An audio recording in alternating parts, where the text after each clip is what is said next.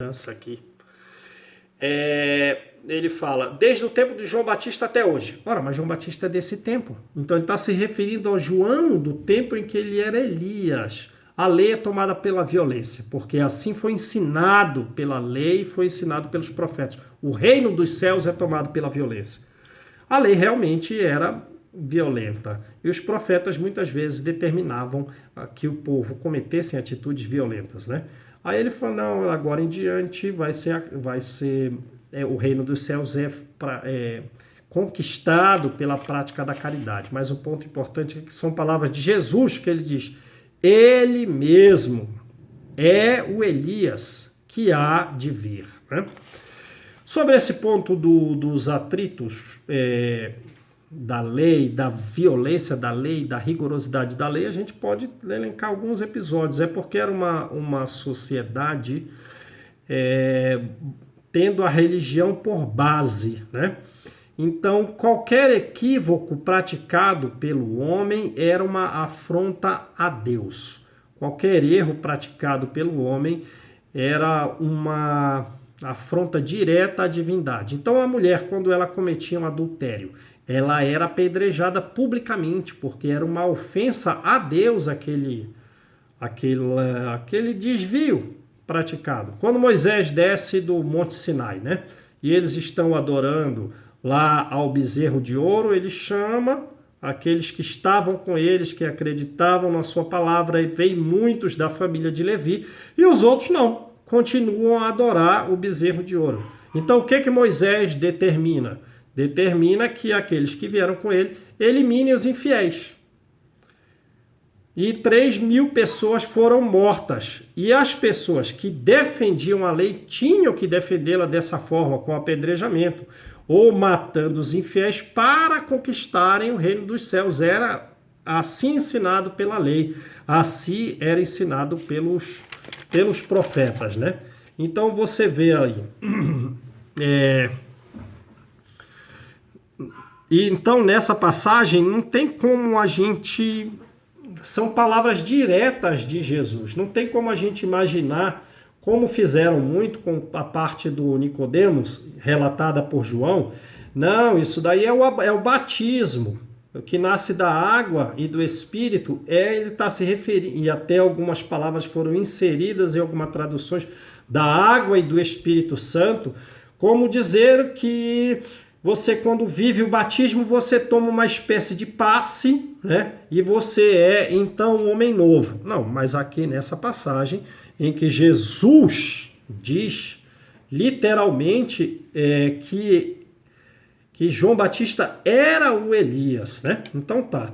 Aí depois Kardec, ele traz uma passagem de Isaías. Isaías é profeta do século VII, sexto antes de Cristo, digamos, foi um dos profetas antigos foi o profeta antigo que mais escreveu a respeito da vinda de Jesus, fazendo profecias a respeito da vinda de Jesus.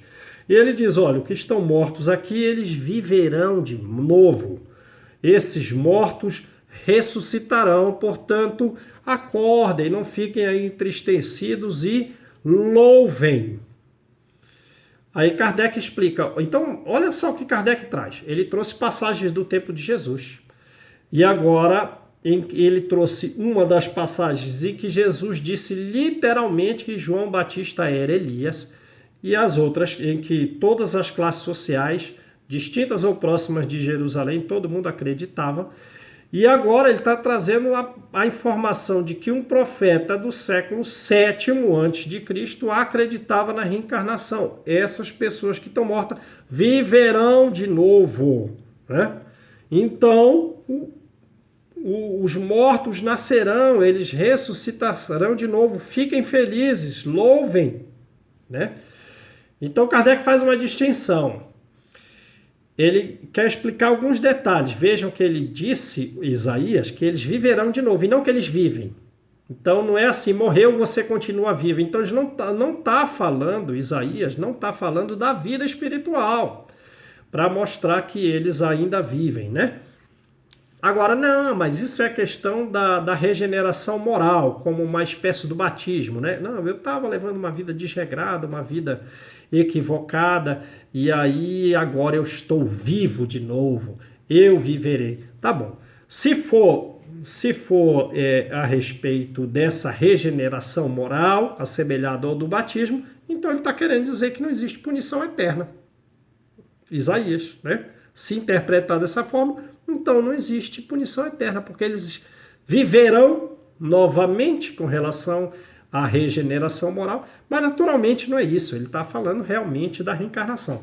Aí Kardec vai mais para trás ainda, ele vai no tempo dos patriarcas e traz uma informação de Jó. No tempo dos patriarcas, Abraão, Isaac e Jacó. Jó é mais ou menos desse tempo. E ele traz 3 traduções, né? Quando o homem morre, 3 traduções da igreja grega, da igreja, enfim, né? O homem, quando ele morre, ele vive sempre. Jó falando, né? E eu também, quando morrerei, esperarei, porque a essa terra eu voltarei de novo. Então vejam, mensagens do tempo dos patriarcas, né? Da formação do povo judeu. Mensagem de Isaías e diversas mensagens ao tempo de Jesus em todas as classes sociais. Então os judeus, eles, ainda que desse outro nome, eles acreditavam na reencarnação. Mas não é só uma crença. Por tudo isso que nós falamos, algo que vem da época dos patriarcas é mantido, é palavra dos profetas, é também a palavra de Jesus, né, confirmando a reencarnação. Se vê que essa crença dos judeus era mais que uma crença, era uma crença basilar, era uma crença fundamental, né? E a ideia de morrer uma vez implica a ideia de morrer e reviver muitas vezes. E Jó se coloca no plano espiritual como a espera dessa futura vida, né? Quando eu morrer, eu vou esperar, eu esperarei, todo mundo pode consultar aí depois. Porque depois a essa terra voltarei de novo, né? Então, todo mundo era uma crença fundamental. Tá bom, gente? Então, é esse o estudo. E o item último seguinte vem falar daquela parte que nós falamos lá no começo. Um itemzinho fala lá da filosofia, da observação da vida, dos efeitos, das anomalias presentes, das injustiças. A reencarnação surge como uma verdade real. Aí Kardec diz, olha, então, quando a gente nega a reencarnação, a gente está negando as palavras não só dos profetas que falaram a respeito da reencarnação, desde Jó até Isaías, como as palavras de Jesus, né?